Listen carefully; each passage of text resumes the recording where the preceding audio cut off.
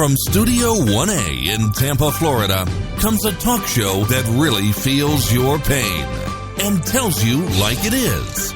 We love America and all that freedom-loving Americans want to protect.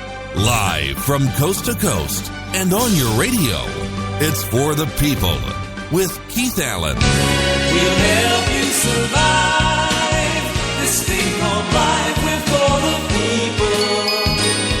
Whatever your source of stress or strife, for the people is there. Hello, ladies and gentlemen. I am Keith Allen and proudly welcoming you to this Wednesday's edition of For the People. It's hour number 2.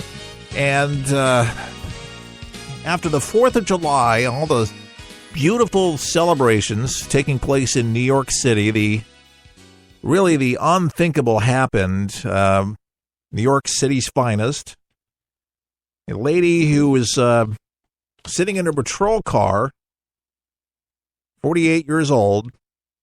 Her name is Vows Familia, and she's all over the news, but she's dead. And a gunman went up, 34-year-old Alexandra Bonds, and decided he didn't like police. And we have no idea what would have motivated this young man to go up to this woman. But her partner was in the car. And if this does not make you cringe to hear this guy's voice, I don't know what else will do it. But I believe you have to hear it because it's actual audio.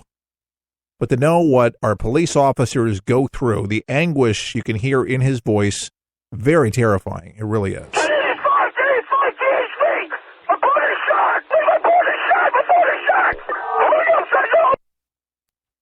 My partner shot. Get somebody down there. She was dead on arrival, unfortunately. She was assassinated while basically sitting in a marked New York City patrol car. And what Commissioner James O'Neill there in New York called an unprovoked attack.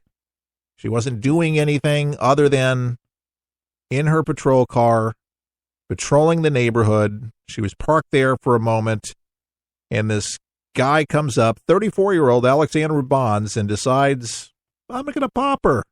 And he did. But the good news is, even though there was a terrible tragedy, he was found just a couple blocks away and was killed. So that put a stop on this whole deal here. It was in the Bronx, by the way. Not a great neighborhood in the Bronx. Bronx is a little sketchy. That's a borough of New York. But officials said that the attack unfolded in the Bronx just about 12:30 a.m., a little after midnight, while Familia was sitting in her vehicle with her partner, and her partner radioed for help, and you heard that before, and we'll just play it one more time, and then we'll explain why we're playing it so much.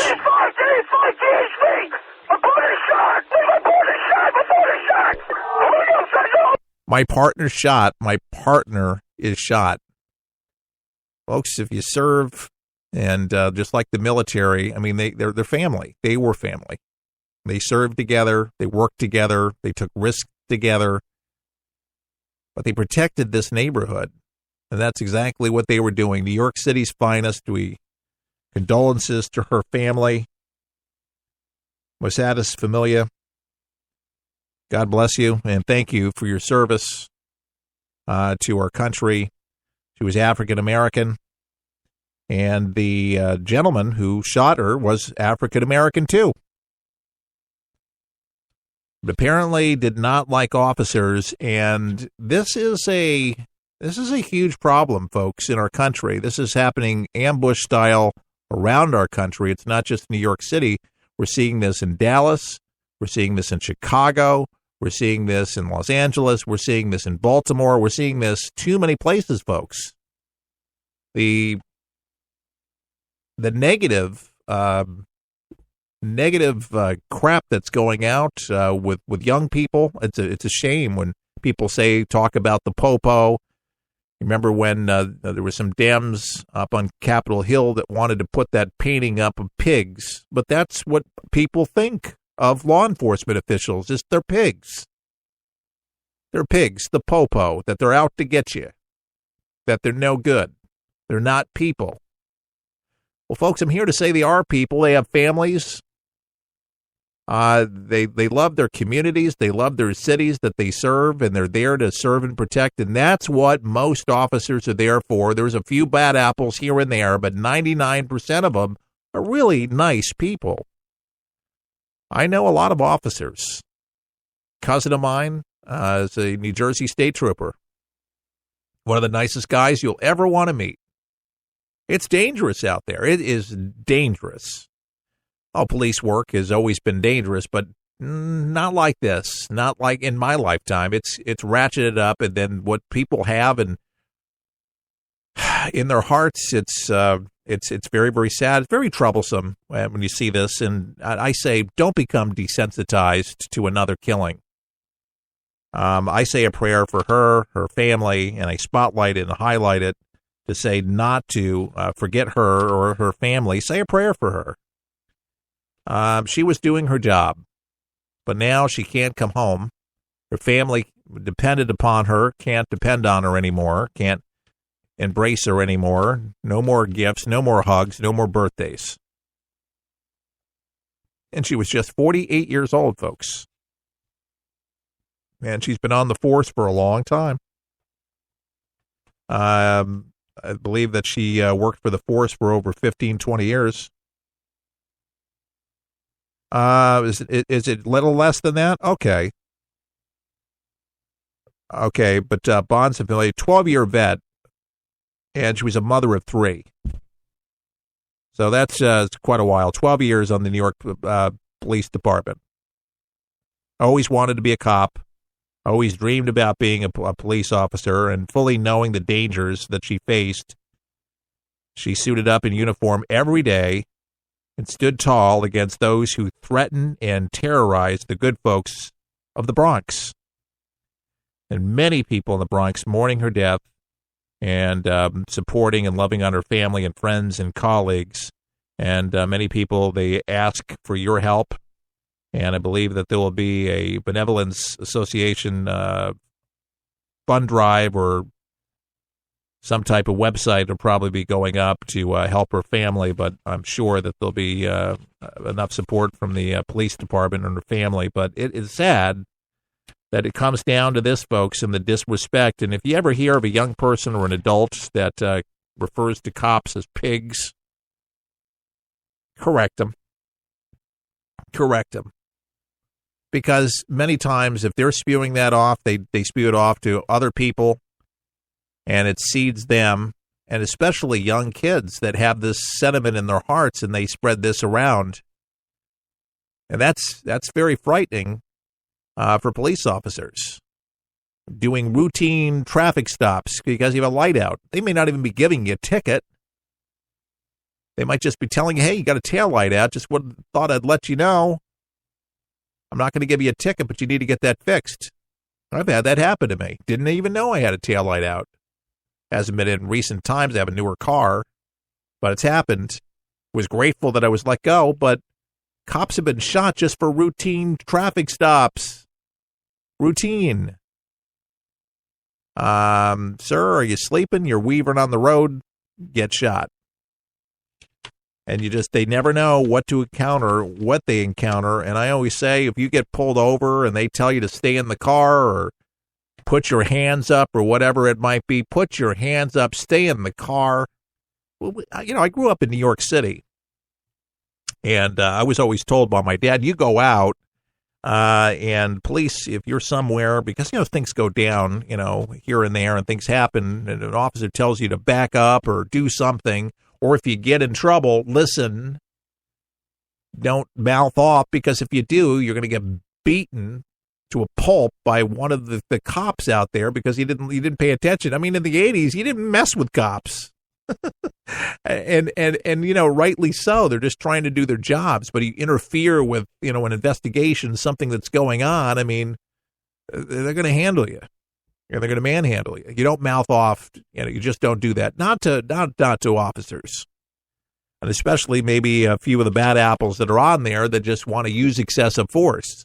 But believe me, they're cracking down a lot more on that, and they do have cameras, and you have the camera and a cell phone, and a lot of more officers have made them a lot more honest. For those that use excessive force, they're not doing it and thinking twice about it because they don't want to lose their jobs. And that's kind of if anything is good that's come out from cell phones, it's that has been able to reveal those that have done wrong. But I always say, never rush to judgment with a video that immediately is posted, because that might be a portion of that video or a portion of what happened. Let the investigation roll out, because you may have no idea what in the world happened before that. That cop may have been beaten. Somebody may have been shot. Might have been a murder subject. Who knows? But don't draw conclusions. You don't know what pressure that cop went through, where he came from, what happened, who, what, why, where, and when. All of those questions. Don't immediately think that you know unless you were there, even in the world of video. Unless, you got, from beginning to end, and everything is 100% captured with audio and video, where you can hear the exchange for the whole crime. But what are the chances of there from the crime to the takedown? You're going to have all that information. But anyway, I don't know if you're like me, but you hear this, it saddens you.